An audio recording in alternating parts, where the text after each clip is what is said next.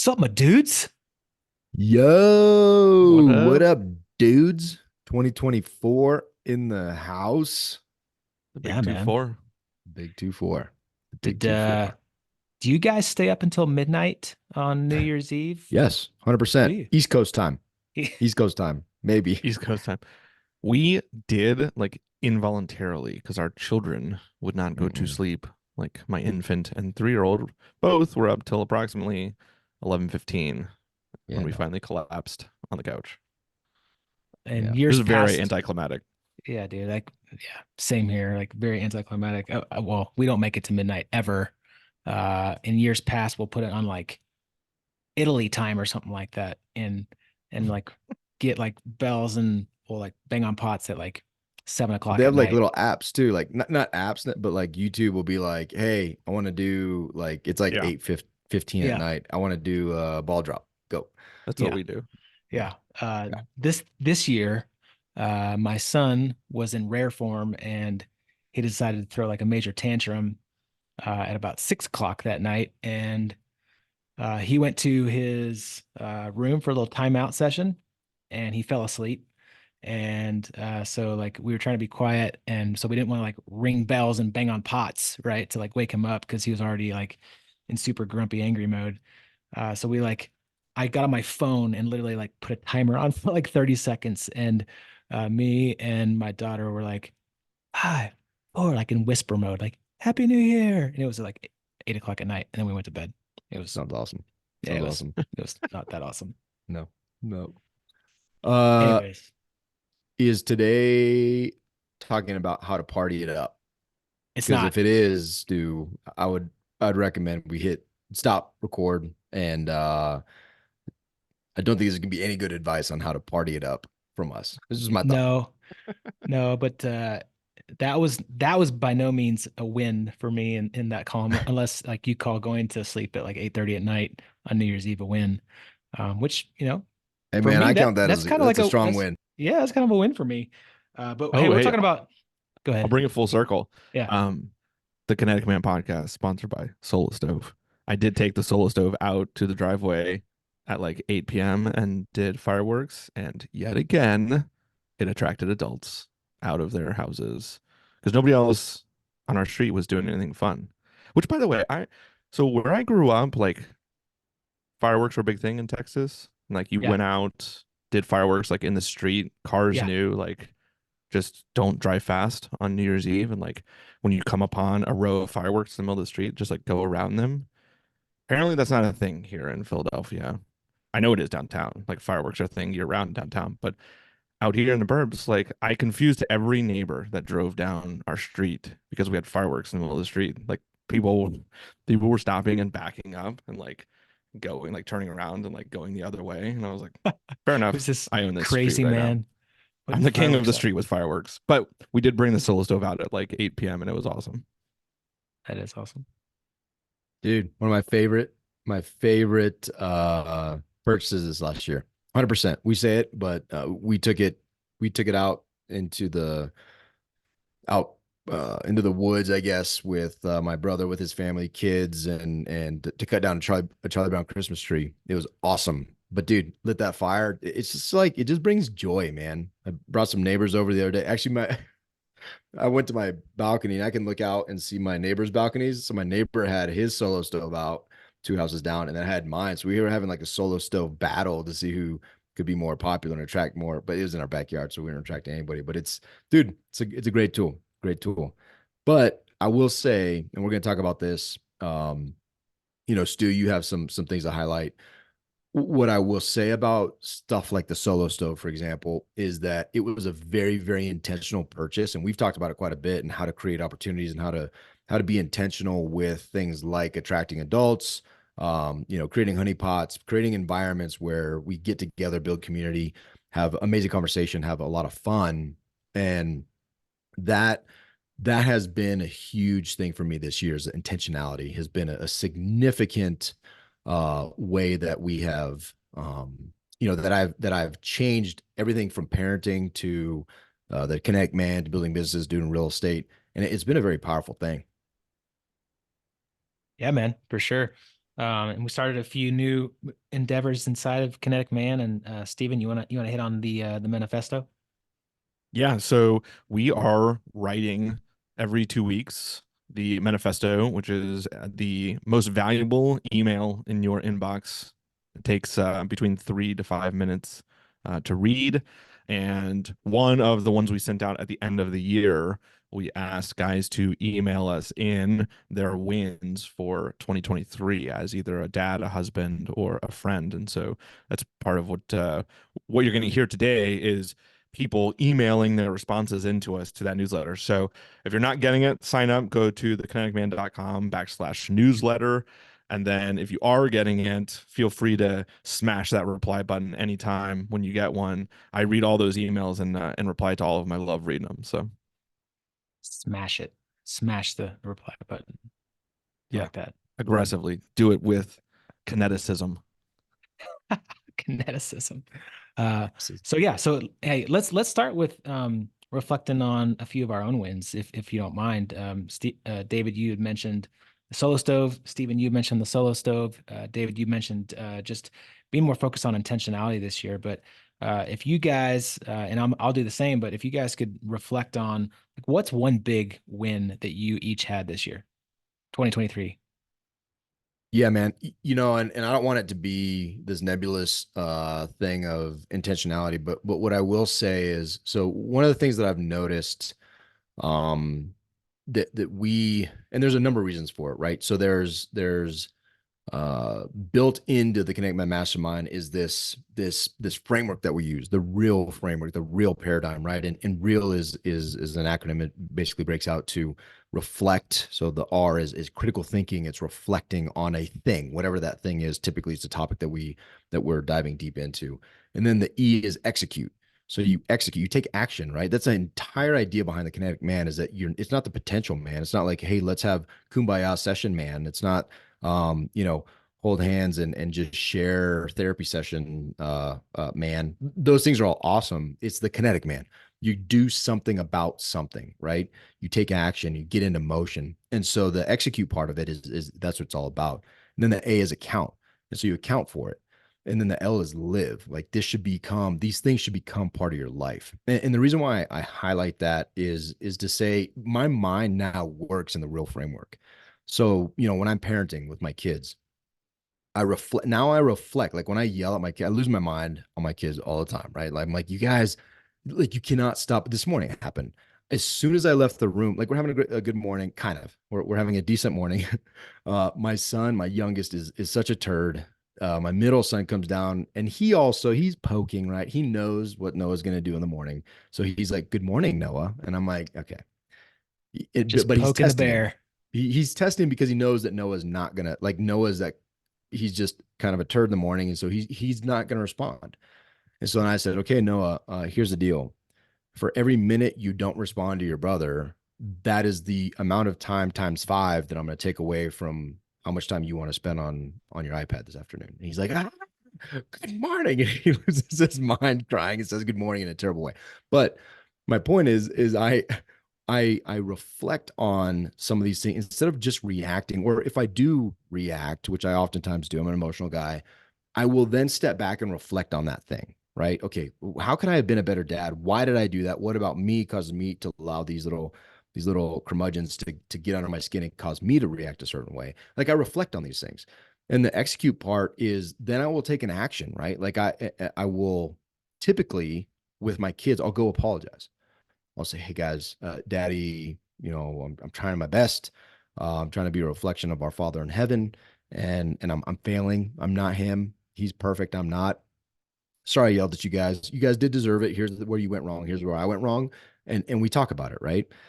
And then account, like I know I'm going to talk to one of you guys about stuff.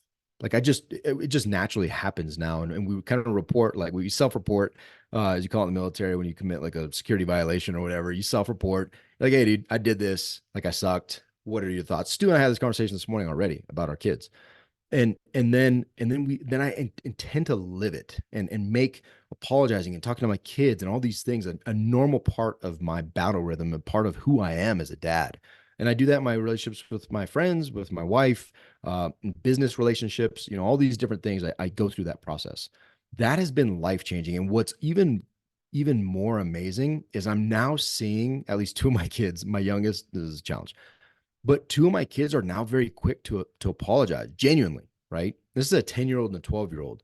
Like my 10-year-old will come up and he'd be, I'll give him time. He's a very emotional kid. He'll come up and be like, Dad, I just want to apologize for the way that I said this thing to you. And he does it regularly now. And I'm like, dude, you're my guy, man. Like that's a beautiful thing. Thank you so much for saying you're sorry.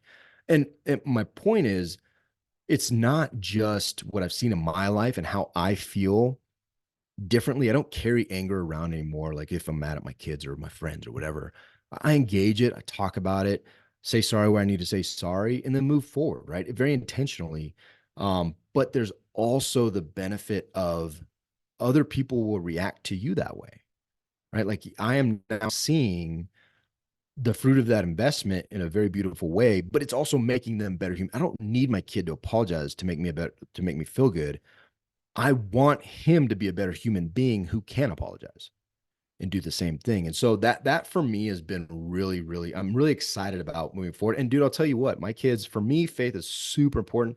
Do my kids have recently been talking, like asking so many questions about Jesus and like super genuinely interested and curious and like and those conversations that are very, very important to me have been spurned in large part or have been inspired in large part because of an intentionality to put the phone down, an intentionality to talk to them, an intentionality to say, I'm sorry, I'm not a reflection of your father in heaven, right? Like things that are priorities to us or to me. And it's been having a very interesting effect and it's been very encouraging. I'm not living an Instagram life. I'm not living the Facebook dream, right? Like I was yelling at my kids just this morning, a couple hours ago. So it's not like You're like everything's the only one, dude. perfect. You're like the Dude, only it's one. not, yeah, I'm the only one. It's not rainbows and unicorns, but it's way better and it's way more meaningful and it's way more intentional. I love that, man. Um, but Stephen, before we go into what you had to say, it reminds me of really two of the responses that we got from Stephen, your question. Um, and I'll just not give their full names. I'll say one. Marcus, he responded with just this idea, the decision making process that you're talking about, David, and like the intentionality of just having in the back of your mind always this idea of family, like a family first, and being more present at home and being more present father and a present husband. And he said, like, we all want to be better husbands, we all want to be better dads, but like having these weekly conversations, sometimes you kind of go about your day and you forget about this stuff and you get into bad habits. But like having in the back of your mind a conversation that you had this week with a group of men that have that intentionality brings back the focus every single day, every single week on being that present husband, on being that present father. And so he's been really grateful and seeing a ton of change just because he has the weekly conversation and it's in the back of his mind of, an idea or a way to do something differently or, whatever, was on the discussion panel that week. It helps him just have that at the forefront of his mind, just to be better. So I thought that was really cool. The other one that responded with was similar was a guy named Trey, and he said that his decision making has become a lot better because we went through this core values exercise, and he's like, now I have in the forefront of my mind my core values and my family's core values, and that helps me make better decisions based on the core values that I know I have. It's a process that I go through much more regularly now because I know the core values, and then a decision point comes up, and I can make a decision based on my personal core values and my family's core values. So I thought that was really cool too. That win of just better decision making because you're more intentional about knowing your values, which I think a lot of people don't uh, know those and go through the process of that. Any thoughts on those? Yeah, dude. I mean, lots of thoughts on it, but I think again, I think it's fascinating that when we take we're not talking about like drastic steps, right? It seems to be drastic steps, especially for like making friends or getting in a group of dudes and talking about profound things. It seems the idea of it seems drastic. I'm going to create family core values. Like it seems like these big lift things, but it's very easily and very quickly normalized when you get around the right people, right? And when you're intentional about surrounding yourself with when you decide to make a change, like you're like, okay, dude, I want friends in 2024. Like I want dudes. I want to experience the feeling of awesome friendships. Like that is an amazing thing. And it may seem daunting, but sometimes it's just like, uh, okay, I'm just gonna reach out to like these kinetic men dudes and just see. And there's gonna be an investment in yourself in that, right? And I'll tell you, you join in and you get like today we're having lunch. There's a dude flying in from Hawaii to Colorado who's part of the group. There's dudes that he's never met except maybe on a screen that are gonna meet. I don't think you've ever met Russ in person, Not in have you? person. Nope. You did, you just don't remember at my wedding. You did, but you don't remember it because back then Uh, you didn't know him. yeah. But the point is, you're gonna meet and you're gonna hug, and there's already a depth of relationship. And Steven probably has some FOMO that he's not gonna be there, right? To be able to like hug it out with these dudes and to meet Russ in person because he's an amazing human being. But now Russ is part of a network. There's a guy that he's never met. Jeremy's gonna show up, and they've never met in person, right? But there's already a depth of relationship that those dudes like we're all drawn to come and have lunch thousands of miles away from where Russ is from. Yeah. And that's special. And it's not that hard.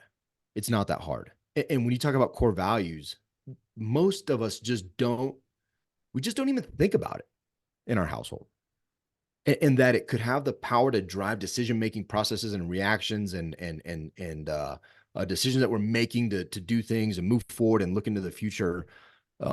That has the power to do that. And in reality, if we could sit down, I could sit down with any person listening to this podcast, and we can in 10 minutes get that ball rolling and probably have something on paper, and it be like more meaningful than than probably any 10 minutes you've spent potentially in your life, because now it's not about me, it's about you doing a thing, and now you have this set of words that will drive your life and could potentially drive the course of your family, right? So like I think my when you tell that story, I just love how these simple steps can have lifelong impacts and drive lifelong decisions and really give focus and clarity to moving forward and becoming the men that we want to be. I did. I don't want to gum up the works too much because we got several of these to get through today. But one thing that I did notice from this year, talking about like core values, I noticed it in identity, core values, and purpose, is that they can feel daunting because there's this vision of like, I'm gonna make my core values, I'm gonna go have them engraved on a piece of red oak and they're on my walls, Ah, and then I'm gonna hand that down to my children, and my grandchildren will have this weather, you know what I mean? Like there's like this finality sense to it, and it's okay to this year. I think that we have learned working through these things with our men. It's okay to say these are my core values for now. Like if that's what it takes to write something on a piece of paper, right? Like this is, especially in purpose. I think we learned that in purpose. Like this is my purpose for right now, and that's okay. Like it's gonna change, and that's okay. And eventually, it may settle. Eventually, like you'll get to a place where it's kind of a little bit. It's ready to be engraved on that piece of oak, on the wall. But it's okay if it's not right now. I did. That's good. What about you, Stephen? What was your big win for Yeah, last year? I had a bunch, but the one that I'm gonna pick out, it has really been on our mind recently, and it's been a slow burn, and so it's still occurring here in 2024. But that's health. So we talked about how I don't know what month we did that in, probably in the middle of the year, right? Like maybe July or something. Yeah, I think it Um, was. way back when. And I sent a video to the men in our group on our chat. At the end of that month, I sent a video sitting in my car outside of a personal trainer. And I said, "Hey guys, like I'm taking action, right? Like this is what we talked about is taking action on the things that you have decided are important to you, and we had decided that health was important to us. And so I was considering paying somebody a lot of money, what I consider to be a lot of money, right? Like think $300 a month. So more than I've ever paid on any kind of health, food, nutrition, any in that realm. Um, Long story short, it didn't work out. It wasn't the right fit, and that's okay. Like it was like an amicable, yeah, like this isn't quite right. And it was mostly because of his schedule. Like he only had like 1 hour slot during the day and it was at 5 o'clock. And I was like, I will be healthy and fit and divorced if I go from 5 to 6 o'clock every day, while my wife is trying to deal with dinner and two kids, right? Hey So, man, these are things we have to weigh though. We have to prioritize stuff, right? yeah, yeah, I'll be ready for dating again. But no, but long story short, like it was kind of discouraging, and it took me a little bit to get back out there and figure out what we are gonna do. And so then in trying to get this right, like mid-September ish, so a couple months later, um, we joined both my wife and I joined Orange Theory, and then we have taken several incremental steps in our health, and we have agreed, and it's been difficult. We agreed early on, like to each other, like this is important to us, and it's important enough to put our like time and treasure and priorities behind and to say no to some other things. And um come all the way forward to January, and we had been going to the gym like 3 times a week, every week since September, October-ish timeframe together. And my wife and I both were seeing like some progress, but it wasn't really like what we wanted. We weren't moving the needle, right? And we knew like there's a couple of things that go into health. So if you kind of break down the three, right? Like sleep, exercise, and nutrition would be like your big three. And we had the sleep and the exercise down, so it only left one that we really were just not doing well. And this was a hard pill to swallow because if anybody who knows me well, you guys know this, right? Like I had some medical stuff happen in November, and my normal W-2 job, I cannot do it right now. So I'm on kind of a long-term hiatus from that. And my family's still taken care of. Like we can still, live a perfectly wonderful life, but our budget is like 1/3 of what it was. And so that brought some hard decisions. But because we had made that choice back in July, August, September timeframe, we at the beginning of the year said like this is important enough, like we have to make a change. And it felt crazy to us that I was staying home most days of the week and my wife is staying home most days of the week, and we couldn't get like easy, healthy meals on the table early in the evening, right? So like we could do one of those things, or we could do maybe two of those things, but not all three. We couldn't get like if we were gonna make a meal that was healthy and quality, it was at like 8 p.m. at night, which, through some of the stuff that we've learned is not great, right? Like you want to compress your eating window. And so we ended up I looked at private chefs, which for anybody who's like interested in that, like they landed right around the neighborhood of like $25 a plate on average. And then we found a CrossFit gym that has like a commercial kitchen that's a part of it and does like ready-made meals for the CrossFit community in this area.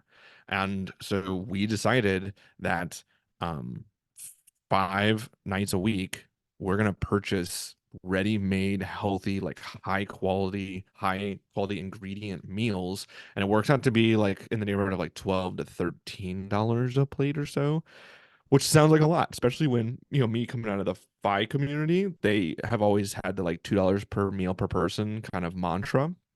So we're 7 times that. But it wasn't it wasn't the that we couldn't buy quality ingredients. That wasn't the issue. And it wasn't that we don't know how to cook well. And it wasn't that we didn't have the time throughout the day.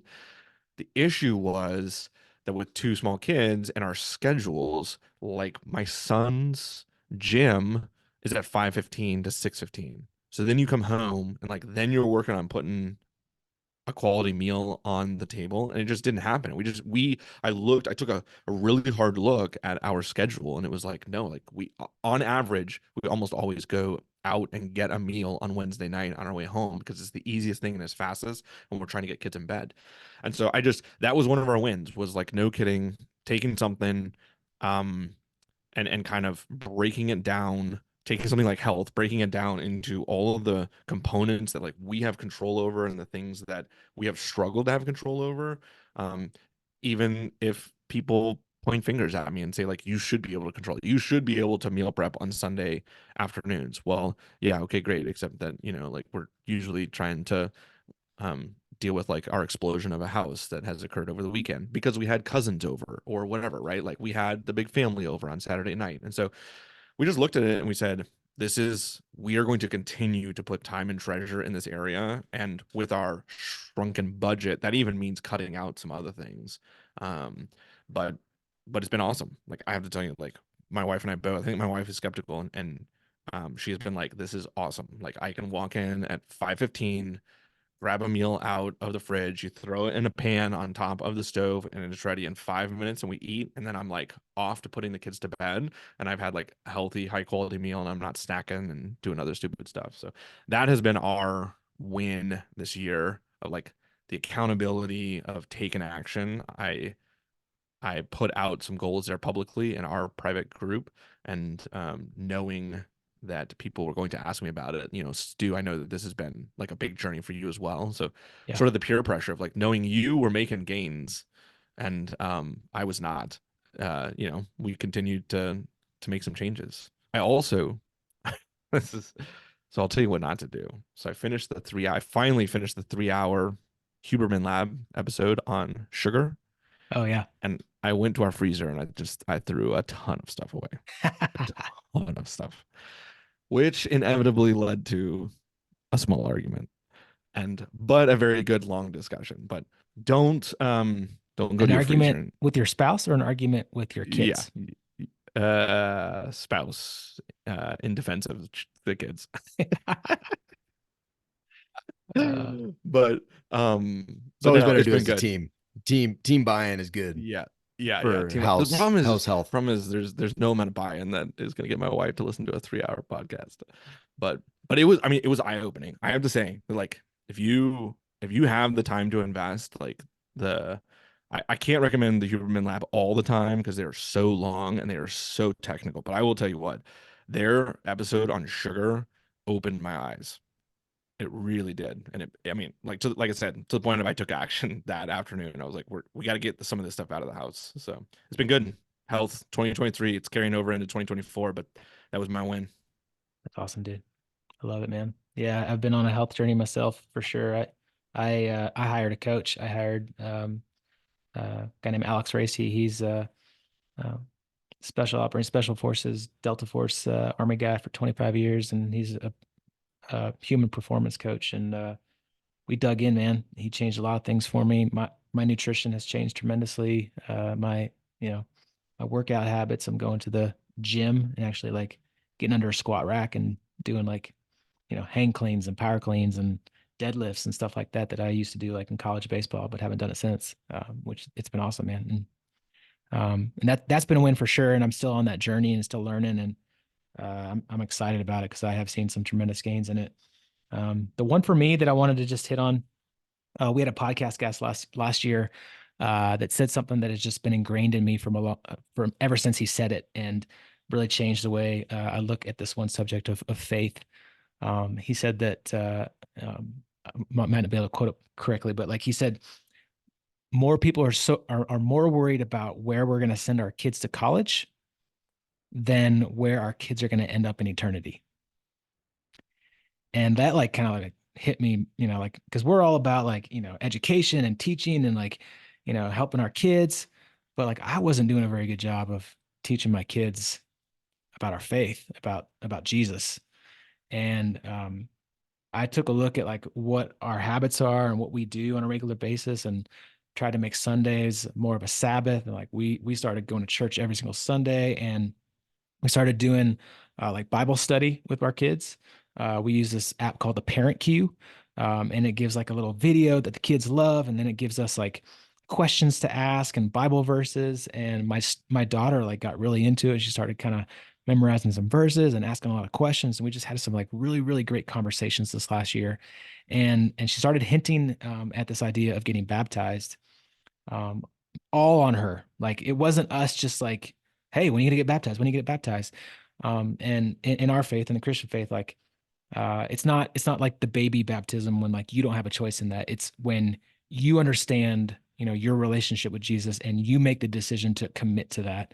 And so, she did that, and she on her own accord, on her own decision, she wanted to get baptized. And so this last November, we signed her up for being baptized at our church, and she got baptized in November. So um, super huge win. I'm getting emotional just thinking about it, but like just the weekly conversations that we have on Sundays, on our Sabbaths, and like sitting down, talking about the lesson that they had at Sunday school that week, and just really being intentional about that. And then we've started praying a lot more together, like not just like the quick prayer before dinner, but like no kidding prayers before bedtime. And so it's been really good, man. It's been a huge win for me just to know that um teaching my kids about Jesus and setting them up for a life of eternity, and not just like where they're going to go to college. So, um, kudos to Chris Granger, who we had on our podcast. He has a podcast called Line Within.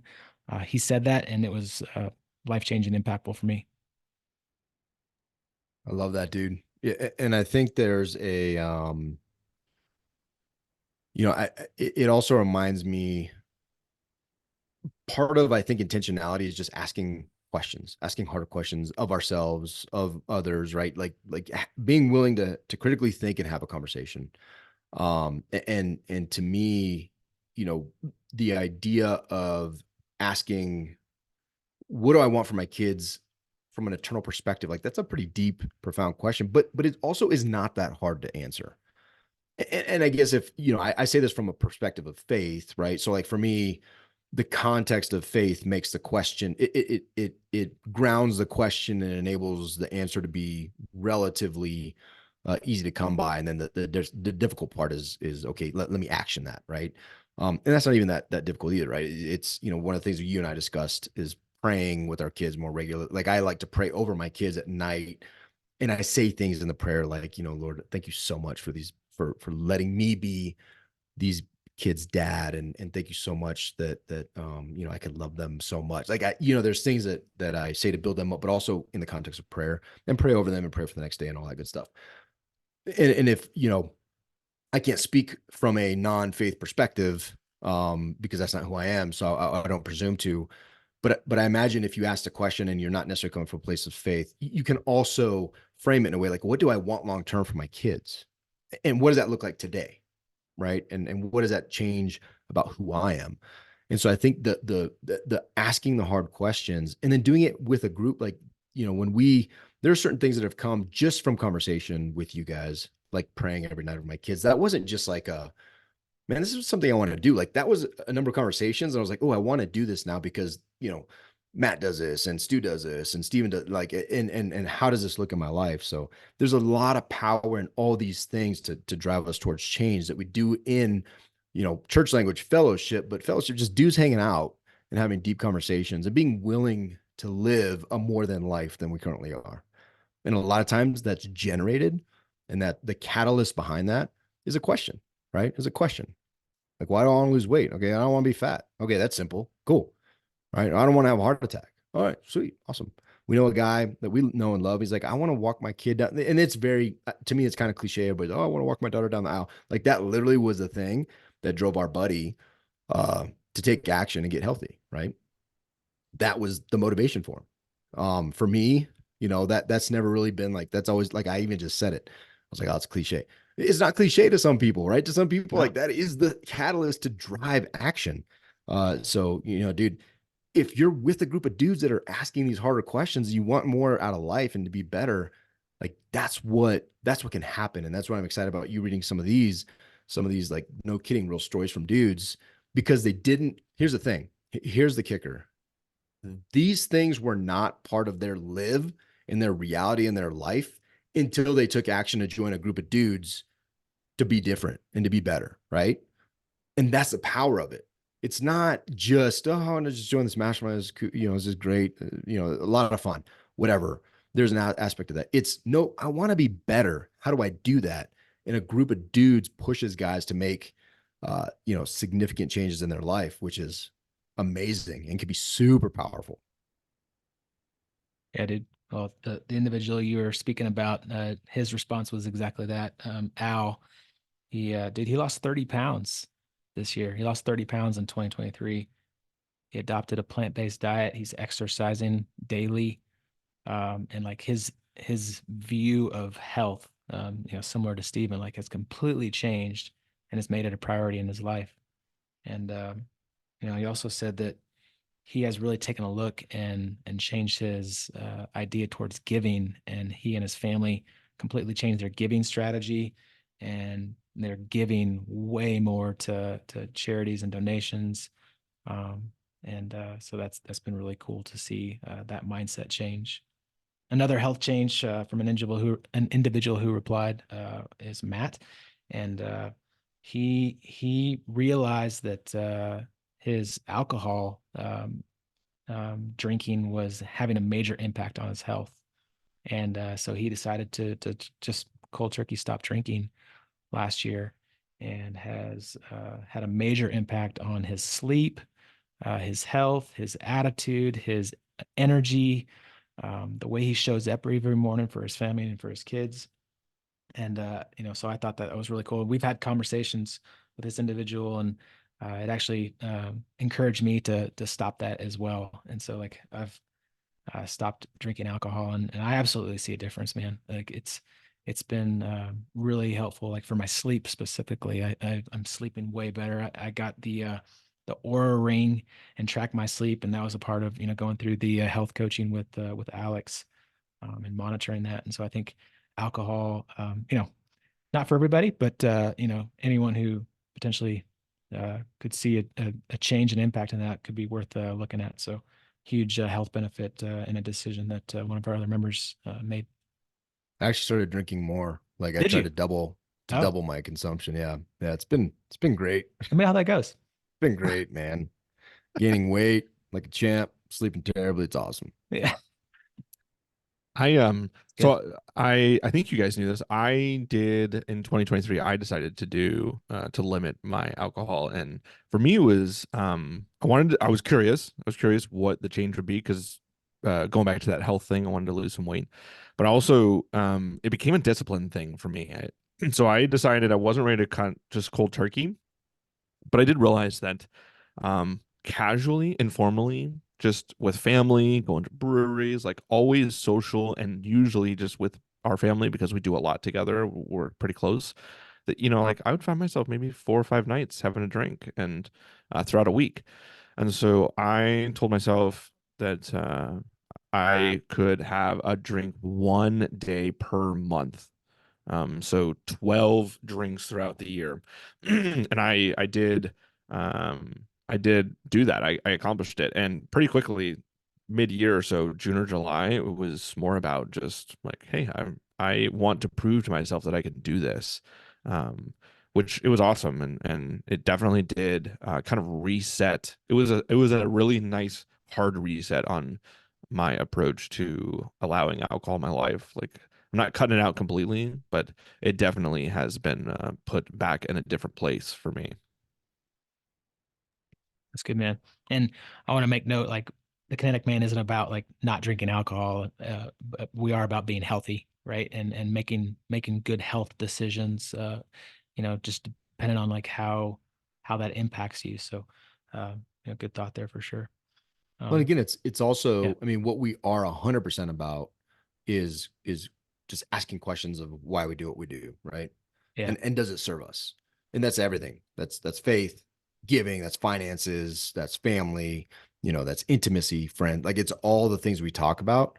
It's That's why we do it, is to take those topics that we have set our priorities and dig in and then determine, like, does this actually serve me or not? Because I think most of us, like when we go to a social event, we start drinking, like it's just almost automatic. And we were talking about habits this month in January, but one of my favorite things is, hey, are you choosing your habits or are they choosing you?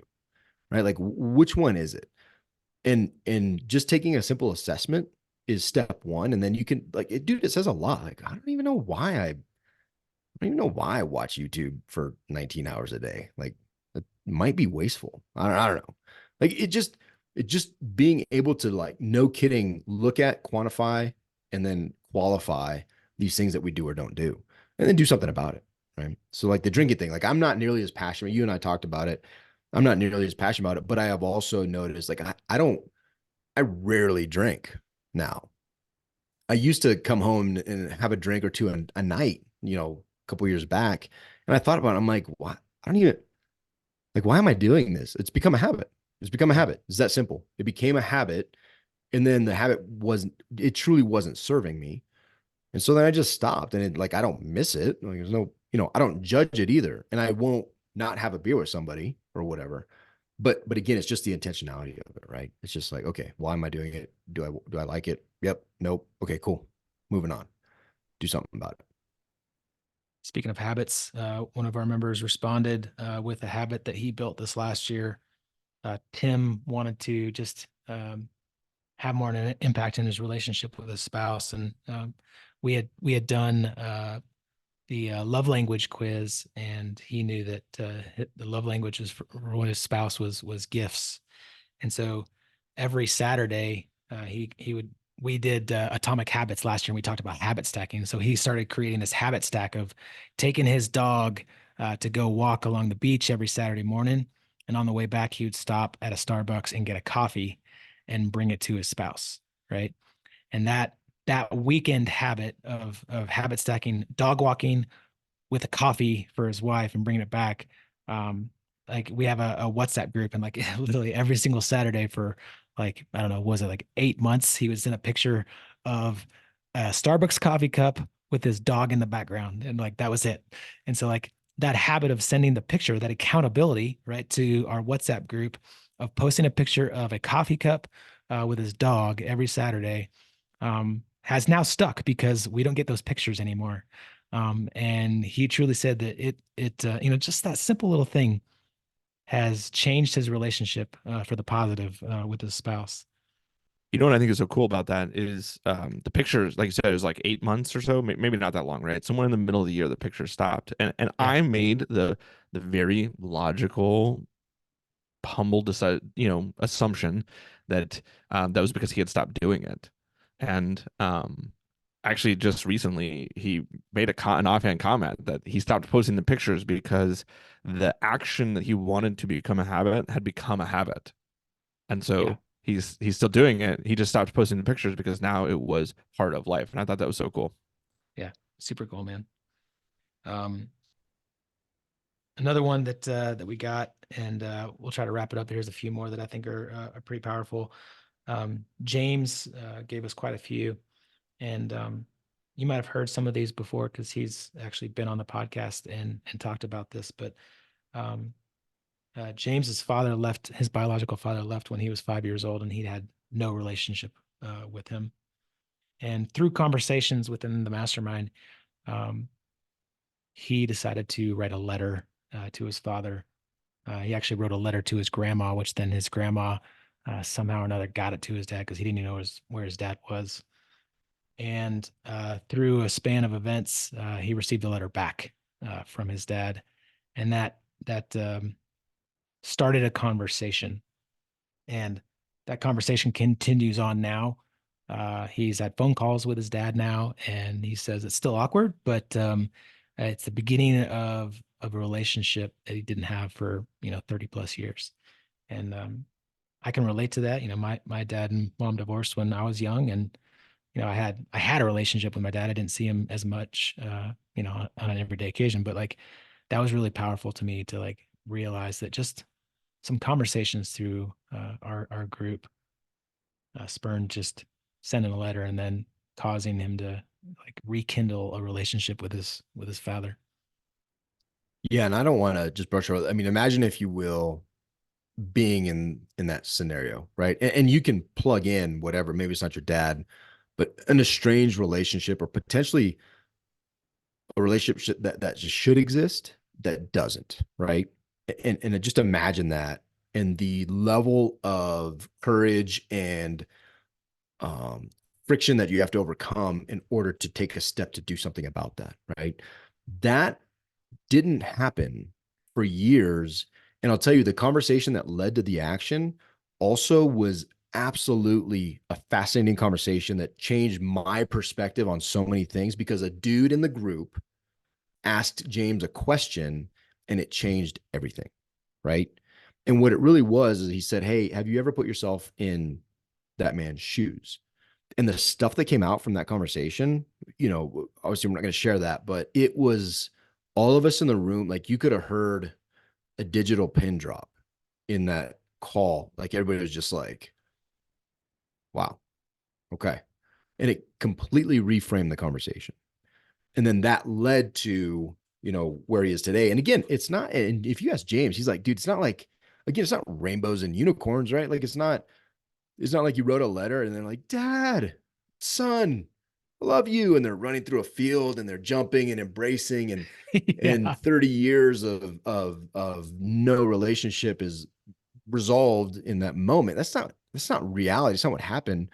But there are a lot of questions and weight that he carried, rightfully or not, as the kid, James specifically, that are now at least alleviated or gone, meaning or answered, meaning who is this guy? Well, now he's had a conversation, right? And why, like he now has an opportunity to ask some, why'd you leave or what, all these things that potentially would weigh on him to the day that he dies, and then he would die with regret, not knowing that the path towards overcoming that is now being paved, right? Yeah, man. And so that's the power of it. That's the power of it. And it takes a lot of courage. But he also knew, like, you tell me, dude, we're about to go into a fight, right? Would you rather be by yourself or would you rather be with your buddies? Like, it's a stupid question. Like, of course, you'd rather be with, I mean, I would rather probably be by myself than if like Stu had my back, right? Because then I gotta like defend him and defend myself, and like it's just awkward. Dude, I've been But I've been like watching my kids do jujitsu and like I got a few moves down. yeah, sweet. So like, but all joking aside, like you always get more comfort when you're rolling with your homies, right? And so that's not just in a go to meet me at the parking lot fight. That's like, hey, I have this very, very challenging thing to do. And I now have a group of dudes that I can do that with. That makes life better, dude. Makes life way better. Yeah. For some reason that song, I don't even know where it's from, but Rolling with the Homies. What's that from? You remember what that's from? You're on No, mute. the way you did that and said that, I have Rolling with the zero homies. No, you don't remember that? rolling with the homies. Yeah. It's like I think it's a movie. Anyways, I digress. Hey, a few more. James had another one. And I think because of the relationship with his father, he is way more intentional about having a relationship with his kids, with his son. And he told us about a boys trip that he and his son went on. His son was 11, and he intentionally went on a long weekend trip, just him and his boy, to go skiing, and just the power in that, and how amazing it was, and how much he craves going and doing those more often, because of the impact with his son. The one-on-one time, it has been really powerful for him, and it gets me excited. My boy's 6, so I'm not quite there yet, but I intend on doing something. I know, David, you did a boys trip with your son at 10 just recently, right? Yeah, our family, kind of a family tradition is you turn 10, you get to pick anywhere domestically and which parent to go to, which parent to go with. Excuse me. So my daughter and Maya went to Florida when we were in Maryland when she turned 10. Jake and I went to Montana, which was like, you want to go to Montana, dude? Yes, Yes. 100% yes. I will go with you. You want to go fly fishing? That's weird. Yes, 1,000% will go fly fishing. You They had you caught had his no first say in fish. that? I didn't pressure. Like, I'm like, hey, dude, what do you want? Like, anything you want to do? Because he has different interests. I actually thought we were gonna. Anybody who watches Dude Perfect? They have this thing where they go and do like a gem competition. It's actually super dope, dude. And they all go to a different place in the country, and there's a specific gem that they mine at that place, right? So in Arkansas, it's quartz or whatever it is, and they find some pretty cool stuff. I actually thought that's what he was going to want to do because he loves geodes and gems, and we always go to gem shops. So I was like, I guess we're going to go to some mine somewhere.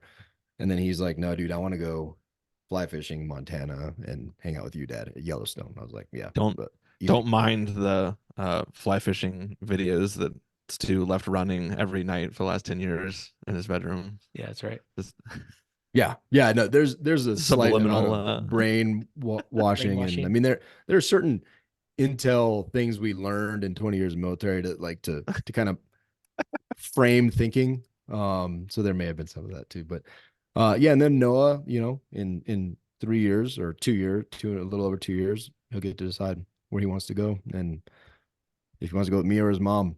If it's what he said last night on that I'm the worst dad ever, then maybe he'll go with his mom. Uh, hey, we're running close on time here. I want to hit on one more that I thought was just really interesting. Ethan replied to us in an email, and he gave us 4 or 5 as well. But one of them that kind of stood out to me that I thought was really interesting. He said his win in 2023 was learning how to cook sourdough bread. And I was like, interesting. And he gave a backstory to that, but and I'll shorten it. But bottom line was like he never really cooked or baked or anything, and he didn't do it because he just thought he was terrible at it. And he really kind of overcame this mindset and started to kind of focus on this growth mindset, and having this imposter syndrome and self-doubt of cooking. And in 2023, he started baking sourdough bread every single weekend. And he came to like really, really enjoy it. And he got better at it over time, to where now like his sourdough bread is actually really good. And I just thought that was a really interesting win for the year. Just something so simple, but this idea of imposter syndrome and the mindset that people have, um, that like can really impact your life in a negative Dude, way. most of us are not doing things, and it's not, if we would voice the things that are stopping us from doing whatever it is we want to do, um, we would do so much more. Yeah. Meaning they're not insurmountable, and most likely, dude, if somebody were to reach out to one of us, I could almost guarantee that whatever that dude or dudette was like dealing with or wanted to get into, I'd be willing to bet that I know somebody just in the mastermind, not even outside networking, just in the mastermind that could resolve that question for him. And okay, I'm sure there's things that, you know, whatever that would be outside the scope. Like I want to become an astronaut and go to space. But I bet you someone in our group probably like knows an astronaut. I would not be surprised if that even that question could be resolved by somebody, or a connection could be made by somebody to get you on that path. Right. And so it's, to me, it's sad, dude. It's super sad, the things that keep us from action, because they're oftentimes the thing that we're going to regret in the future at end of life. But it's also a lot of times so easily either resolved, or the path forward from where you are can be laid out for you. And then you decide if you want to do it or not. Right. And to me, it's so sad to not, right. It's that quote. I forgot the dude that said, if you Google, why the graveyard is the richest place in the world. Like if you Google that, there's a fascinating, quote by a dude that basically says, because that's where all the unstarted businesses are. And that's where all the things that you didn't do, and the pictures you didn't paint, and the family you didn't pursue, that's where they all reside, in the graveyard. And that's why the graveyard is the richest place on the planet. Uh, that to me is sad. That to me is super sad, because I Yeah, know you dude. can do something about it, right? I know you can do something about it. You can reach out to a dad you haven't talked to for 30 years. You can lose 30 pounds. You can completely change your dietary thing. You can start dating your wife. You can have a relationship with your kids. You can do so many things, dude. If you just voice it, and someone's like, oh, it's simple. That's simple. You can do that. Here's what we do. This guy did it. Here's what you do. Step one. And then boom, you're off and running.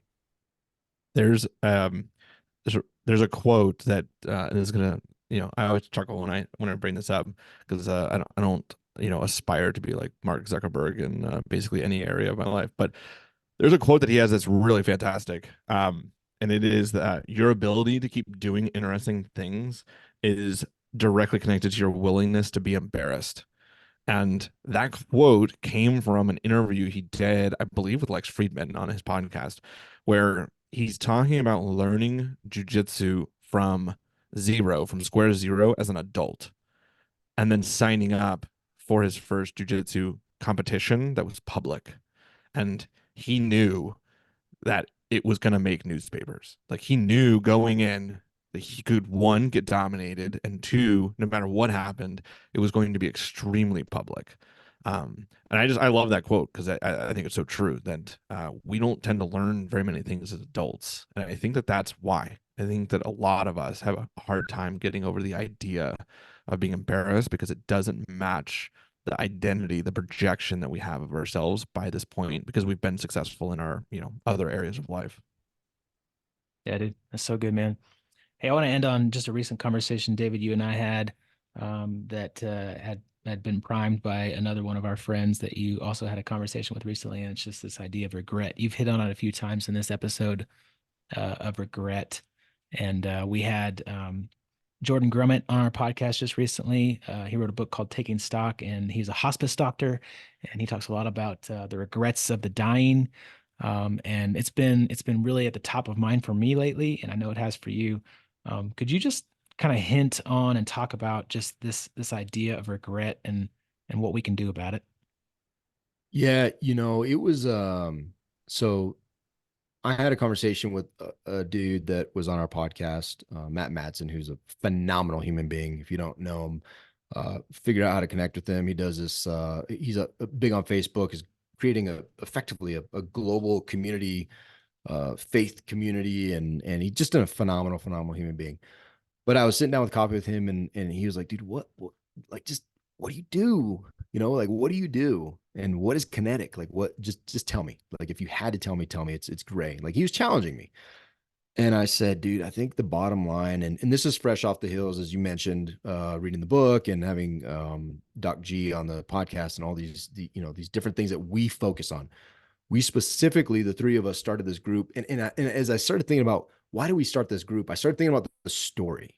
We talk about, like, we were looking at our lives and we were seeing our marriages devolve, and we were seeing our relationship with our kids be something. We were seeing we weren't doing what we wanted to do professionally, and we were not becoming the men we wanted to become. And as I was thinking through this whole story when I was talking to Matt, the thing that popped in my head immediately was, dude, we've been on a path to get to the end of our lives and not have regret.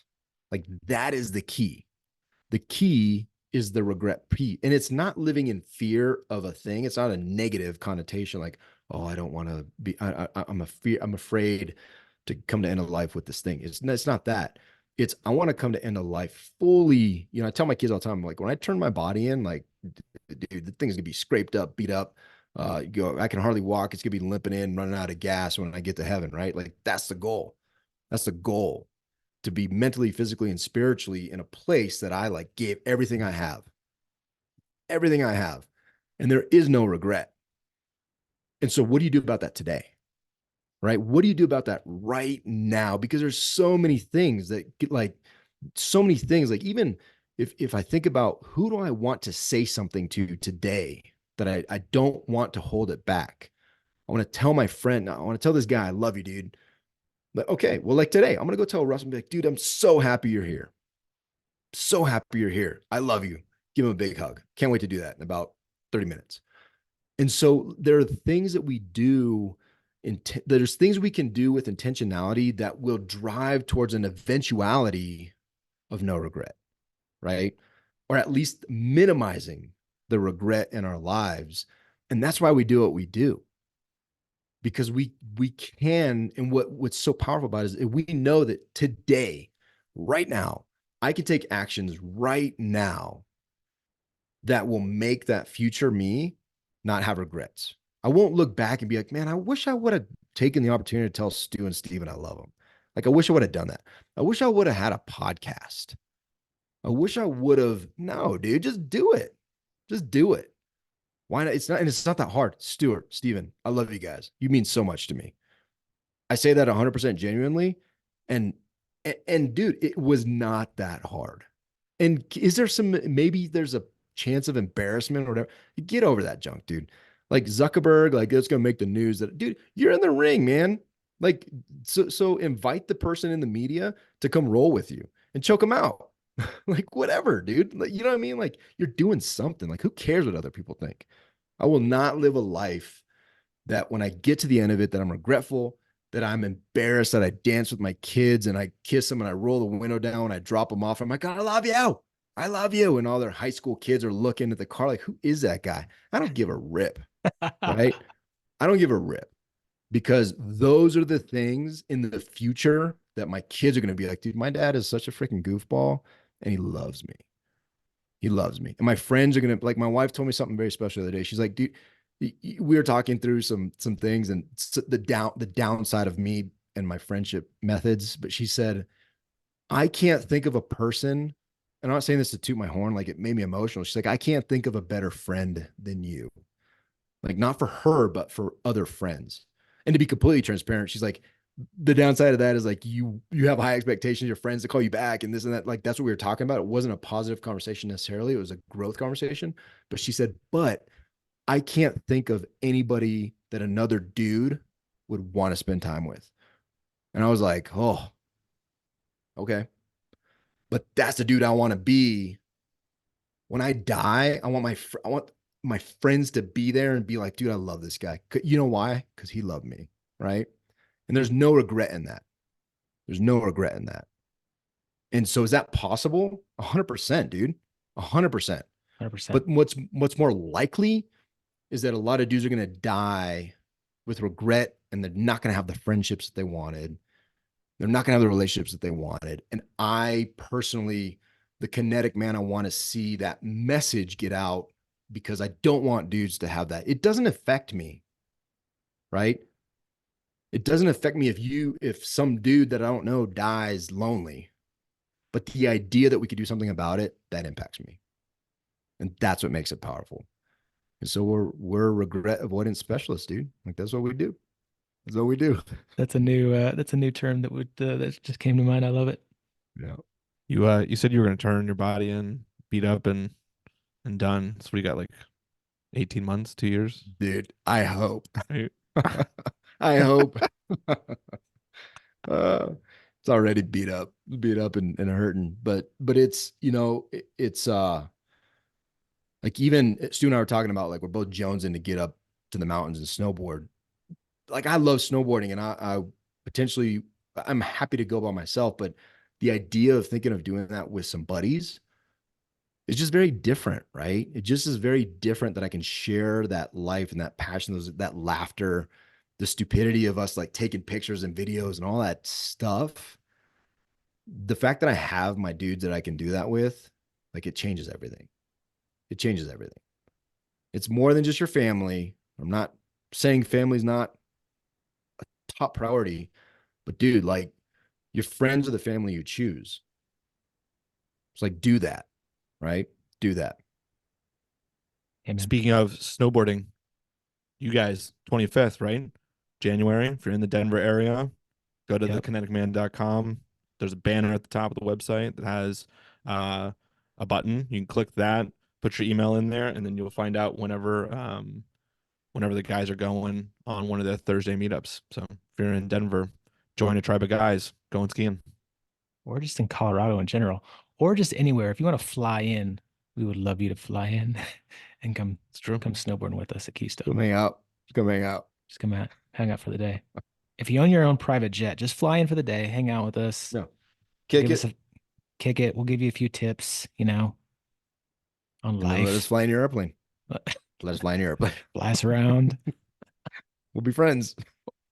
I might have found my new best friend. Yeah, that hypothetical dude that owns a plane and flies into Colorado. Yeah, that's your new best friend. Good Hey, job, they're out Stu. there. You're They're out winning. there. Uh, all right, this was good, man. This is good. This is encouraging. I love hearing these stories, these wins. Thanks you to all the men who wrote in. We're vulnerable enough, we're honest enough to give us some of those. I'm excited about 2024.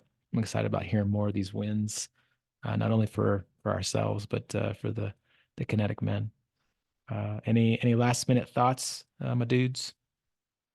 Uh, we'll do it again next year, but you can respond to that newsletter anytime. We're gonna start bringing stuff up that guys send in on the podcast more regularly. So we love to hear your stories, love to hear your wins, love to hear the things you're struggling with, um, whatever it is.